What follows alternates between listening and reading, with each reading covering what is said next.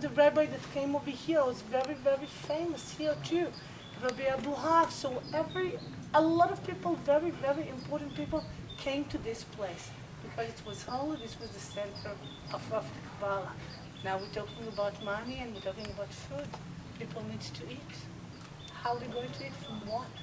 Down there in the valley, there is a stream. It's called from the Galilee to the Sea of Galilee. From this mountain, Mount Meron, all the water around and go down to the Sea of Galilee.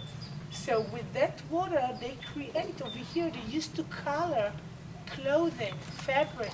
This was center of textile, and they were very, very rich here. From here, they export textile and clothing and fabric all over the world to all Europe until the textile revolution that's happened in England. If you remember, then it became much cheaper. Can we let pass? Until the revolution happened in England, and then it became much cheaper to buy from England, not to import from Israel or from Tzfat, and then this place was abandoned. For years it was a mixed town. Arab people live here, and minority of Jewish people lived here. During the British Mandate, there was a pogrom in the Jewish people over here. You have to understand that in the history, the current history of Israel, in 1920, and in 1929, and in 1936, all the time there was pogrom in the Jewish people. There was Arab population and Jewish population. So there were three big pogroms that's happened. In all those mixed towns, in Jaffa, in Jerusalem, in Tzfat, in all those places that you have Arab population and Jewish population, in those pogroms, the Arab, it's always was the same routine. They came, they burned fields, they killed people, etc. They just slaughter the Jewish people. And then you have the investigation, and then the British man that had the white paper. It's a policy of Great Britain, what you do. And always the result was, and constant was, okay, we won't sell the Jewish people any more land, we won't let them to come to Israel, it will solve the problem.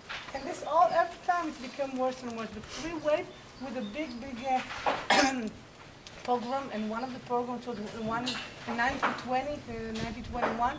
The Arab people just from the neighborhood, you have to understand, one house is Arab and the other house is Jewish. It's not different section. And they just revenge them, and then the British realized that they have to do something, and they build a wall, and they divide those two sections, Jewish neighborhood and Arab neighborhood, because they just slaughter a lot of Jewish people over here. The majority was Arab. There was no even minyan. Do you know what is a minyan? For non-Jews of you, minyan, it's 10 people. According to our religion, you need 10 men in order to have a service. It's not, you can't go into the synagogue and to pray. To have a service, you need at least 10 men. So this is a minyan. And they didn't have even 10 men to have a service. It tells you how many Jewish people were here. And so in the Independence War in 1948, the British supposed to leave in May 15th, and they arranged all the trucks and everything to leave the place, and they came to the Jewish people and said, you have to leave the place, because in a minute or two we will leave, they will slaughter you, you can't stay here with all the Arab people over here. And the British and the Jewish people said, we're not leaving, we're staying here. So the British stay another hour, and then they come again to try to convince the leadership over here, let's move from here. Said, we're staying here. And another hour, let's move. And they stayed. And after a few hours was the deadline, and they said, you're crazy people. You won't survive here with all those Arab around you, and we have to leave.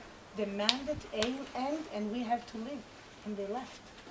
And there was a big struggle over here in the Palmach. This is the underground organization that unified together. This is the beginning of the IDF, the Israeli Defense Forces, came over here. It was a very tough battle. On the way out from the city, from the street of the shop, look backward, you will see the houses with all the bullets hole that you can see from the struggle that's happened over here.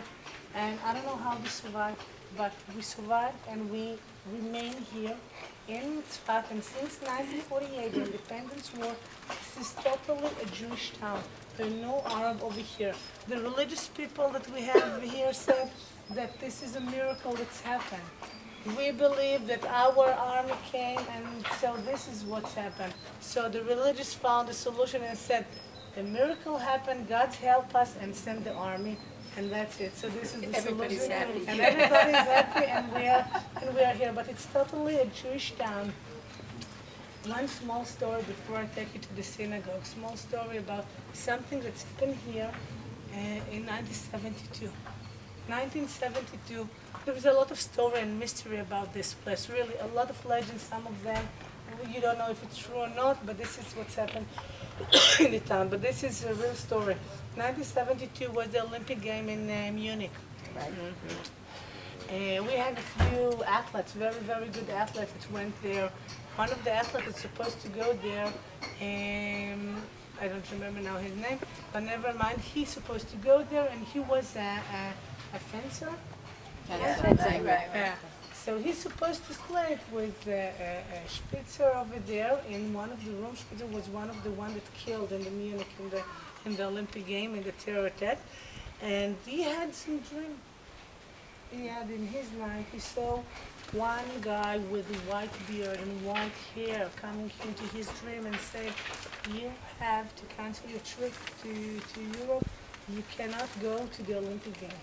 So he said, "I'm very nervous because this is the Olympic game, the first time that I go. I'm very nervous." I don't say he was very embarrassed to tell anyone that he is afraid to go, and that's it. The second night he had the same dream. And this guy again, he saw the same guy coming to him and said to him, "You have to cancel your trip. Something bad will happen to you." And he didn't say a word. On the third night that he came, he saw this man in his dream. He said, "I'm the Rabbi Luria from Tzfat. I'm supposed to protect all the people of Tzfat. You have to cancel your trip. Something bad will happen to you." He was terrified after the third night. He woke up in the morning and he spoke with his wife. And he told her, "Look, that's what's happened." She was afraid, and she said, "You know what?